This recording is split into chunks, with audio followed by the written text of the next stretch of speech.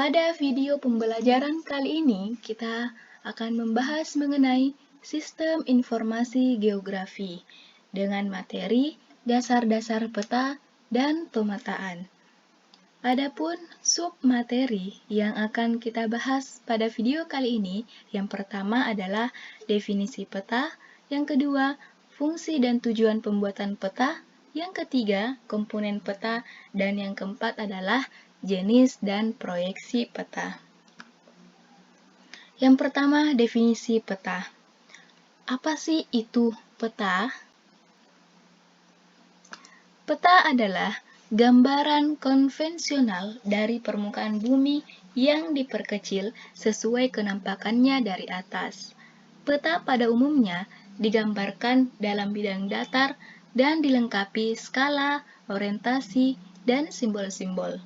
Dengan kata lain, peta adalah gambaran permukaan bumi yang diperkecil sesuai dengan skala dan dilengkapi dengan keterangan dan simbol-simbol, supaya dapat dipahami oleh pengguna atau pembaca.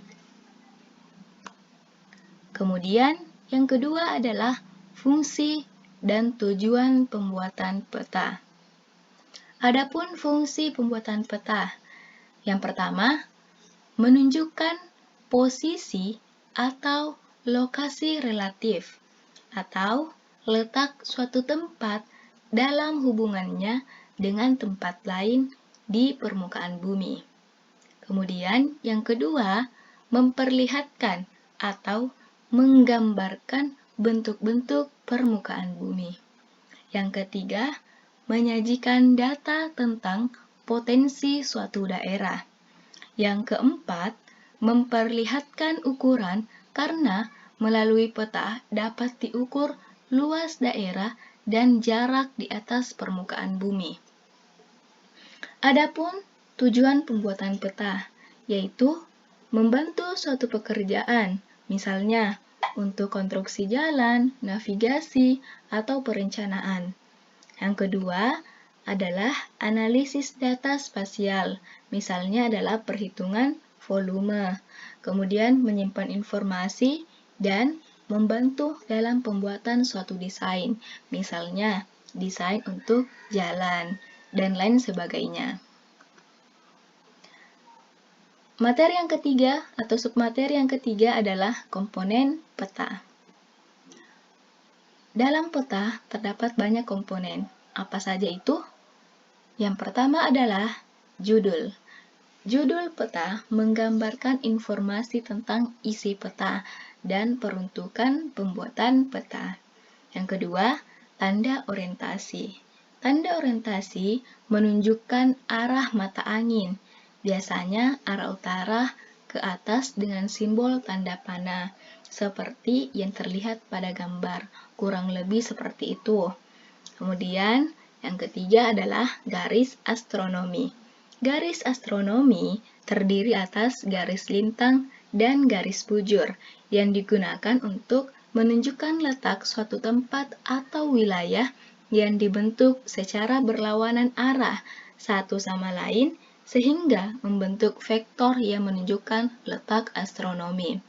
Seperti yang terlihat pada gambar yang menunjukkan di sini di gambar terlihat jelas yang mana termasuk garis bujur dan yang mana termasuk garis lintang.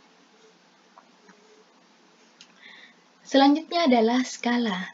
Skala adalah perbandingan jarak pada peta dengan jarak yang ada di lapangan. Adapun rumus yang dapat kita gunakan untuk menentukan skala, yaitu skala sama dengan jarak pada peta per jarak sebenarnya. Jika yang tidak diketahui adalah jarak sebenarnya, maka rumus yang digunakan adalah jarak pada peta per skala. Begitupun jika yang tidak diketahui jarak pada gambar atau jarak pada peta, maka rumus yang harus kita gunakan adalah skala dikali dengan jarak sebenarnya. Kemudian adalah legenda. Legenda adalah keterangan dari simbol-simbol yang merupakan kunci untuk memahami peta, seperti yang terlihat pada gambar, yang menjelaskan mengenai simbol-simbol yang ada pada peta. Kemudian simbol peta. Simbol peta adalah tanda atau gambaran yang mewakili kenampakan yang ada di permukaan bumi yang terdapat pada peta kenampakannya.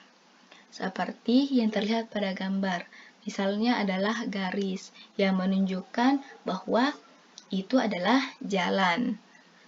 Kemudian warna peta. Warna peta digunakan untuk membedakan kenampakan atau objek di permukaan bumi, memberi kualitas atau kuantitas simbol pada peta, dan untuk keperluan estetika pada peta itu sendiri. Kemudian, lettering. Lettering berfungsi untuk mempertebal arti dari simbol-simbol yang ada. Ada dua macam penggunaan lettering. Yang pertama, objek hypsografi, yang ditulis dengan huruf tegak berwarna hitam. Dan yang kedua adalah objek hidrografi, yang ditulis dengan huruf miring yang berwarna biru. Misalnya adalah laut, misalnya itu tertulis berwarna biru. Kemudian selanjutnya adalah inset. Inset adalah peta kecil yang disisipkan pada peta utama, seperti yang terlihat pada gambar. Kemudian yang terakhir adalah sumber dan tahun pembuatan. Sumber dan tahun pembuatan perlu dimasukkan dalam peta agar bisa diketahui dari mana asal data dan tahun pembuatan peta tersebut. Submateri yang terakhir adalah jenis dan proyeksi peta. Jenis peta. 1. Berdasarkan isi data yang disajikan, dibedakan menjadi dua. Yang pertama adalah peta umum dan peta khusus. Peta umum adalah peta yang menggambarkan kenampakan bumi, baik fenomena alam ataupun budaya. Peta khusus atau peta tematik yaitu peta yang menggambarkan informasi dengan tema tertentu atau khusus, misalnya peta politik, peta geologi, peta penggunaan lahan, peta persebaran objek wisata, peta kepadatan penduduk, dan masih banyak peta-peta yang lainnya. Kemudian selanjutnya adalah peta umum yang dibagi menjadi 3 jenis. Yang pertama, peta topografi, yaitu peta yang menggambarkan permukaan bumi, lengkap dengan reliefnya. Penggambaran relief permukaan bumi ke dalam peta digambar dalam bentuk garis kontur. Garis kontur adalah garis pada peta yang menghubungkan tempat-tempat yang mempunyai ketinggian yang sama. Untuk gambarnya itu ada pada slide sebelumnya. Kemudian peta korografi. Peta korografi yaitu peta yang menggambarkan seluruh atau sebagian permukaan bumi yang bersifat umum dan biasanya berskala sedang. Dan yang terakhir adalah peta dunia atau geografi, yaitu peta umum yang berskala sangat kecil dengan cakupan wilayah yang sangat luas. Selanjutnya adalah peta berdasarkan sumber datanya, yang dibedakan menjadi dua.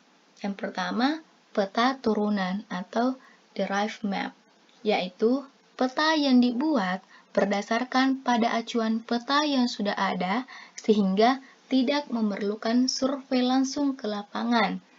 Peta induk yaitu peta yang dihasilkan dari survei langsung di lapangan.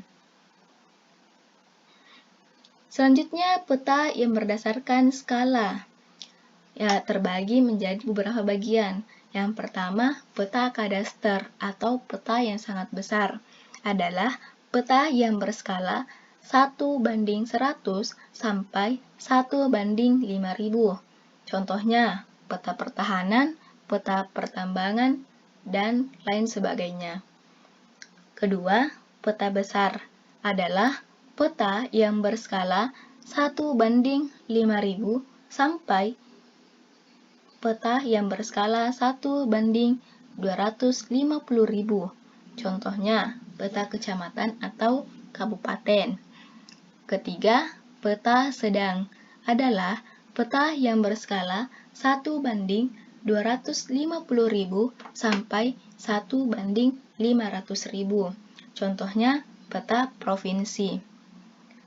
Peta kecil adalah peta yang berskala 1:500.000 sampai 1:1 juta.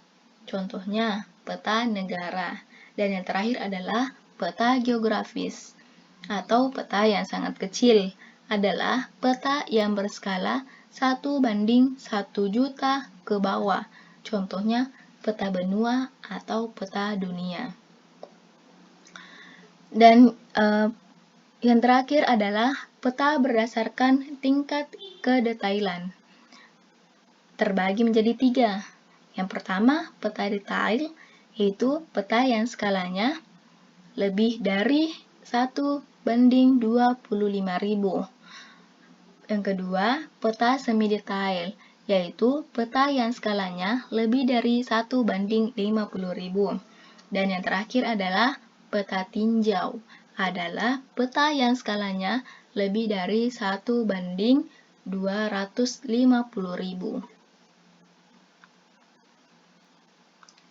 Proyeksi peta.